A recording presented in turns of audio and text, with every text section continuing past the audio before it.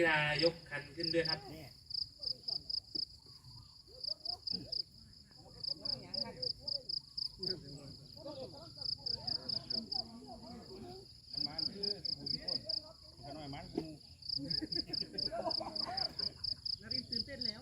พร้อมแล้วลงเบ็ดเลยครับ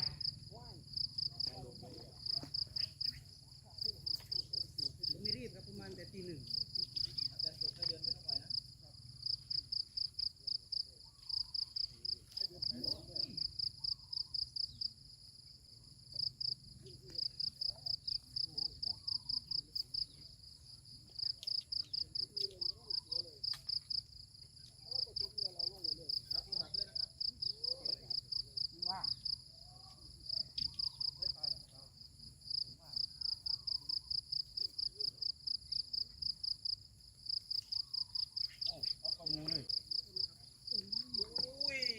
มาแล้วตัวแรกก็อุ้ยเลยเรียบร้อยครับมานี่แล้วครับเป็นตัวนี้ผมเห็นเรียนมานี่ดูครับตัวแรกก็โดนแล้วนะให้กินข้าวปากจะดูบินไม่ตักตาให้พ่อนะบิน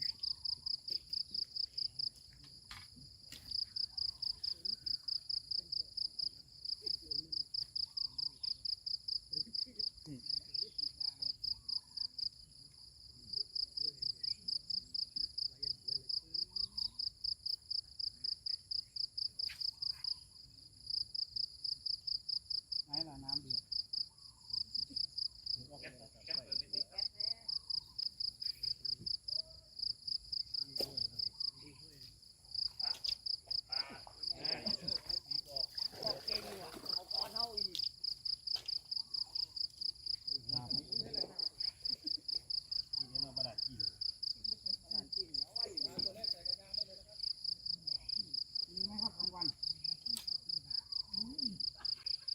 โอ้ยปลาตัวแรกผม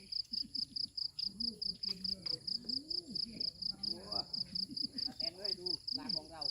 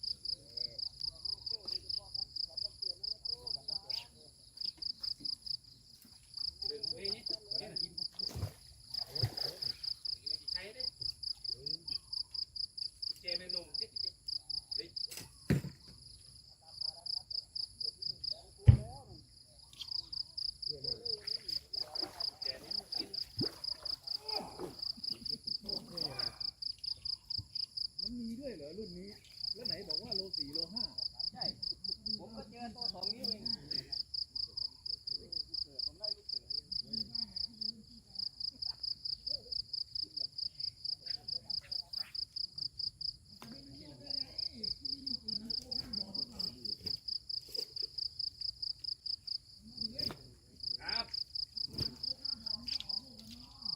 แมนนี่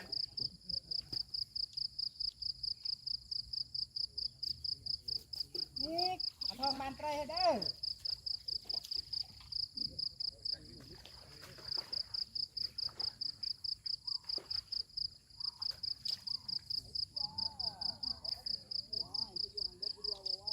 มาจับได้เลยวะเหมือนนั่นเลยวะเขาไปชอบมาแต่ไก่นี่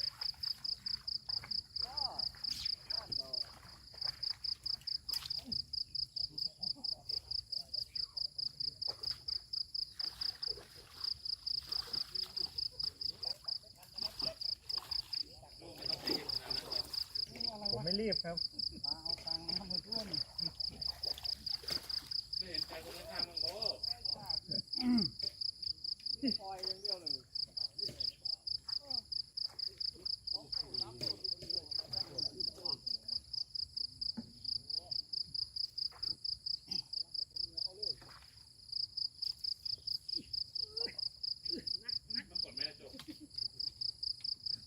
ากิน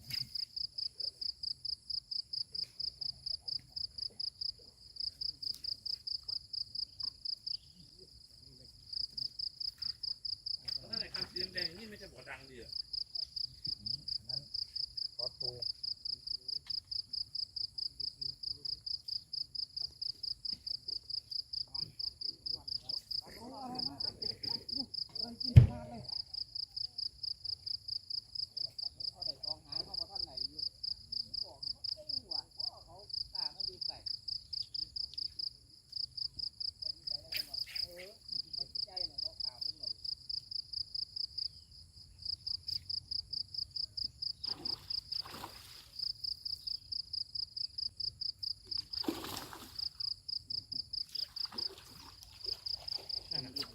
โอ้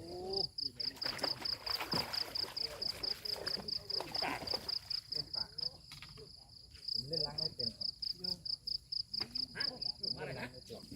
ป็น ว้ายตายแล้วกูอีไว้กู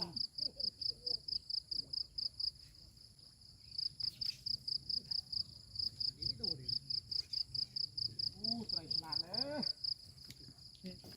โอ้โดนเดี๋ยวจะนับหนู โอ้ลองดูอ่ะกะโอเมก้า3เอาไว้จะนับได้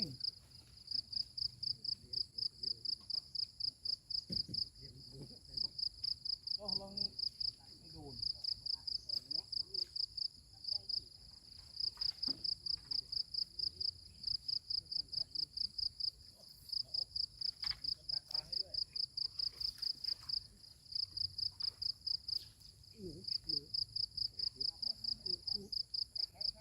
ตาเล็กกว่า พี่เหลิมได้ใส่ตะขอไหมนะพี่เหลิมได้ใส่ตะขอไหม ใส่แล้วดูอ่ะจะพอพูดนี้เลยไว้ยังสวยเลย อู้ตายกูนี่จะปลาเล็กเข้า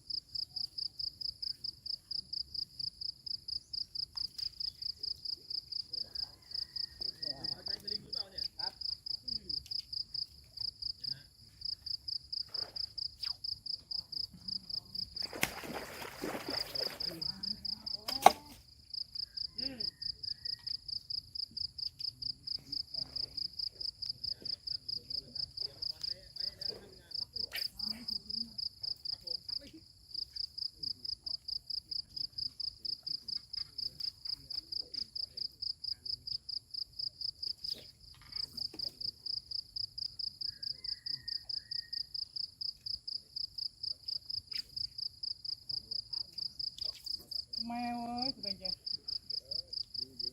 แม่เมีย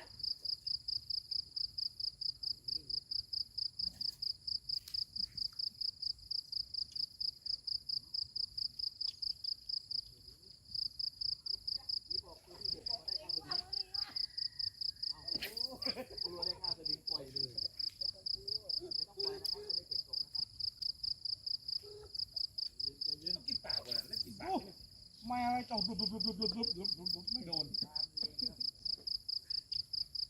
เ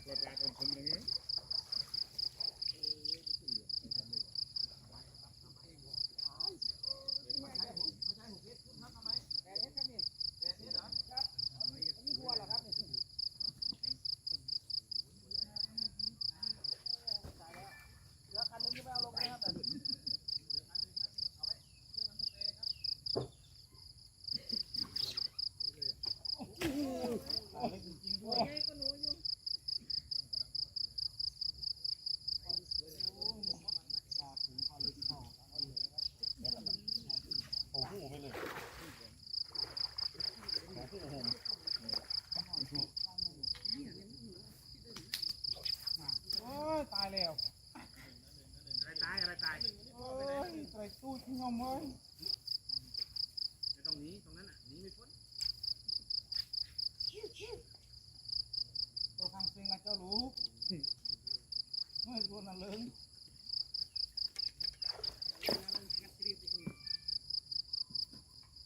ตัวเขาก็มึงก็ด่าตัวอีกอยากเอาท้องมันจี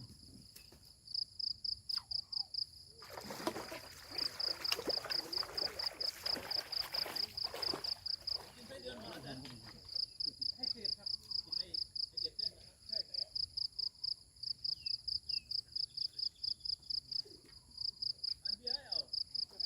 ล็อกแกปุ๊บ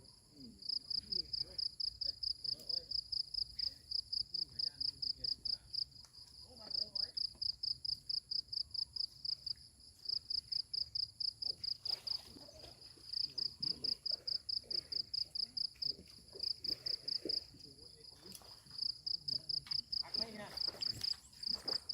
รวย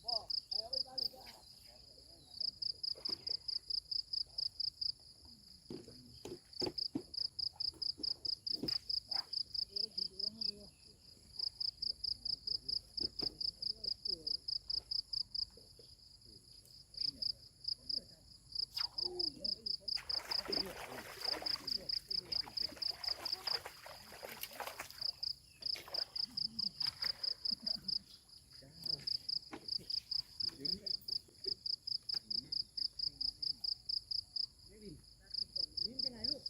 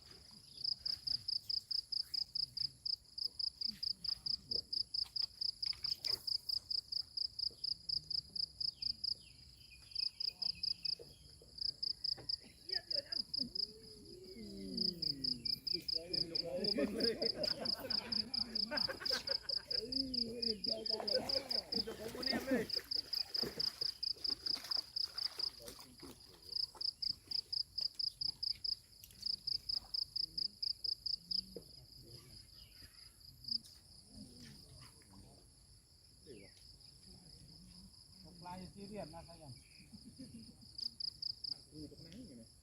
ข้ามบานมั่วใส่อบรมไว้ดิ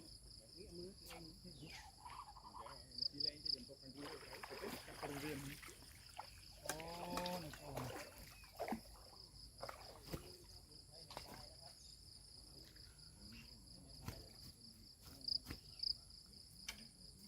đại chân min có hởi ana có hởi chuông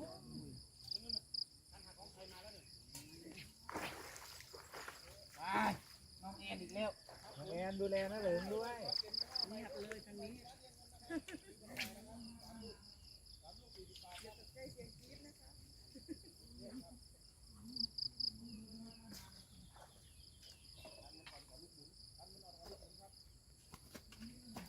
จ้าปลามันอยู่ตรงไหน เ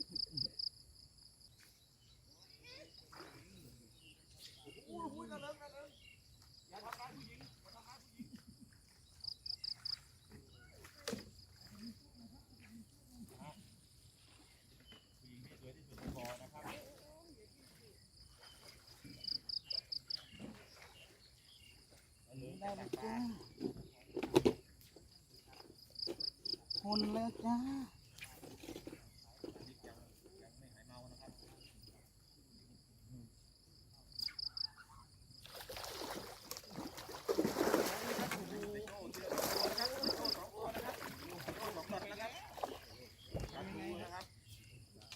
รับรางวัลน้องน้ำเลยครับพี่โจสายันนะครับ หลังปลาทู ปลาทูครับไม่โจ้ปลาทู ปลาทู ปลาเข้าให้ทีละตัวเอา2 ตัวเอาเปรียบเพื่อนนะครับโอ้ รับรางวัลห้องน้ำด้วยนะครับ ที่โกงครับมีโมเมนต์นั้นน่ะเสียใจด้วยนะครับ งานนั่นเองนะครับตั้งแต่แกย้ายไปอยู่ที่ไหนนั่นเอง ขาวซินนรินทร์ ว้าวศรีนครินทร์นะครับ ก็ไม่เคยเจอปลาอีกเลย แกก็ไม่เคยเจอปลาอีกเลยนะครับ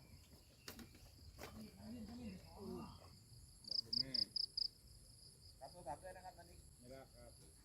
เมีย มี โทร โทร มา มานะครับ เมียโทรมา มีคนเดียวนี่แหละครับ ไปพูดคืนนะครับก็ดีใจแล้วครับ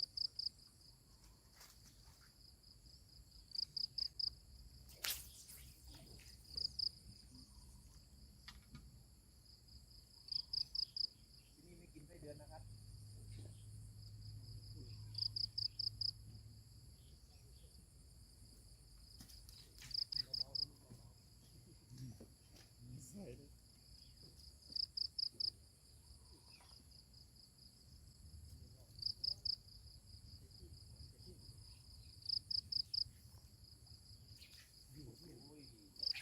ปลาหน่อยปลาหน่อยแล้วก็มันตึก ปลาน้อยเอาเข้าไปทางไปเลยนะครับ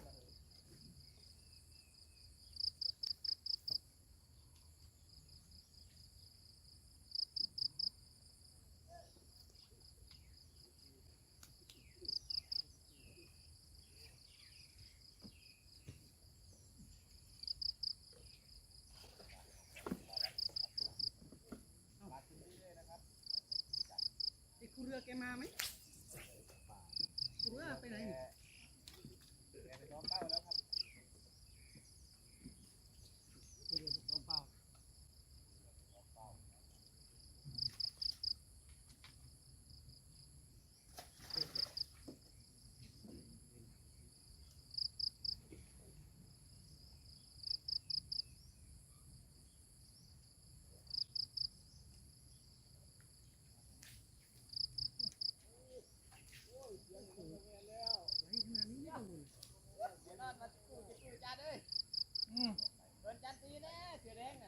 บ่ได้มาบ่ได้มา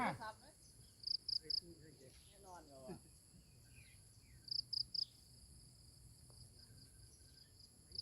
ไม่โดนนี่พี่น้องปื๊ดเลยปื๊ดเลยเฮ้ย ขาหาอะไรขาอาจารย์เสียหาอะไรก็ไม่รู้นะครับ ดึกขา เด็ดขาดนะครับพอผู้เท่ามัดเด็ดรู้กันอยู่นะครับนะฮะที่สวยที่สุดในบ่อนะครับเอาอีกแล้วเอาอีกแล้วทำลูกจากเก้าอี้นะครับนะฮะพื้นที่กว้างขวางนะครับเล่นปลาสบายนะครับเดี๋ยวค้างไว้ก่อนครับค้างไว้ก่อนจะถ่ายรูปครับค้างไว้อีกตัดไม่ได้นะครับ เหลิงใจร้ายอ่ะ ยังตัดไม่ได้นะครับเรียบร้อยเอายังครับยังเอาจนได้นะครับ ตัวใหญ่เกิน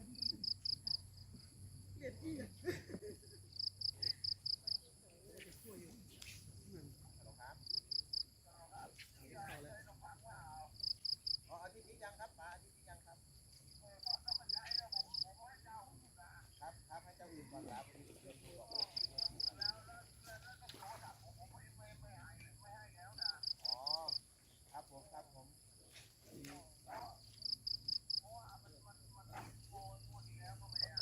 อ๋อปลาเอามาก็ได้ครับเอามาเลยเอามาเลยครับเอามาเลยพอดีเอามาเลยครับ พูดครับไปผมไม่ยอมยก เออโอ้ทำเยอะนะเดี๋ยวตกปลาก็อย่างนี้ครับ ติดของจับตีต่อบอก มันจะยั่วให้จะตะเล าวมันดูดลงเมื่อกี้ผมก็น่าจะใส่ให้เขาปะน่ะ แล้วเหลืองรออะไร นึกว่ามันยังอยู่ก็เป็นกระโจก อย่างนี้แหละครับ อ้าว สู้กระซับสู้อยู่กับหนู เนี่ยฮะเวลาเขาคุยกันก็คุยกันอย่างนี้แหละนะเหลือง ยอมฟักยอมเหรียญ ประมาณเจ็ด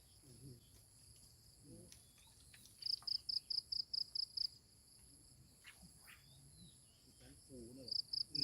การขู่ด้วยนะครับ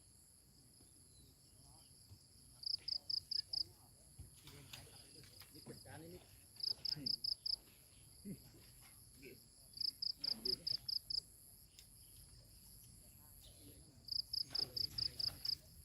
อยากกลับบ้าน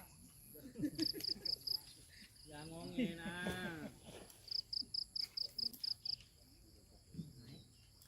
มีกระแย่ว่ะโอ้ยไม่มีปลาตัวไหนมาเล่นกับเขาเลยอ่ะ ผมมีปลาส้มขายนะครับ ว้ายยังโอ้เดี๋ยวแรกกันไป เราซื้อบอกไม่มีนะครับไปหิ้วมาให้ที่บ่อ อันนี้คือแย่งของเจ้าอื่นมาจ้ะ ไปแย่งของเจ้าอื่นมา เอ ครับ อไม่ใช่ที่ตัวเองหมักนะ เอาไปแย่งของน้าน้องมานะครับ อ้าวปลาขึ้นหมู เรือไก่ขันแล้วครับ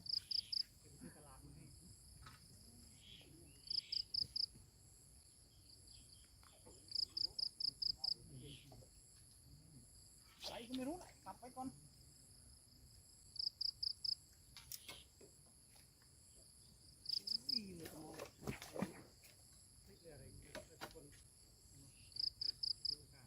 แล้วได้เอากิจบัตรรถมาให้ผมเลยนะไอ้ปลาน้อยน่ะ เวลาว่างๆใช่ไหม เออได้ไม่กวนคนอื่นนะ เ